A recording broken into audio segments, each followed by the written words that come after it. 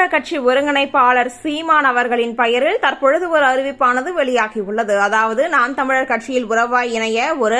படிவமானது வெளியிடப்பட்டுள்ளது. அந்த ஒரு படிவத்தில் என்ன குறிப்பிடப்பட்டுள்ளது என்றால், ஏன் வேண்டும் தமிழ் தேசிய அரசியல், நாம் தமிழர் அரசு, ஆரம்ப கல்வி முதல் ஆராய்ச்சி கல்வி வரை இலவசம், தரமான சமமான மருத்துவம் இலவசம்,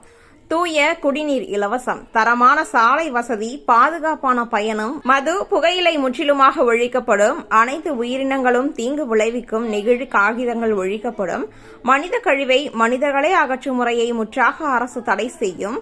மண்ணின் வளம் சார்ந்த தொழிற்சாலைகள் அமைக்கப்படும், தமிழக அரசின் அனைத்து துறைகளிலும் பெண்களுக்கு சரிபாதி வேலை, விவசாயிகளுக்கு 24 மணி நேரம் மின்சாரம் இலவசம்,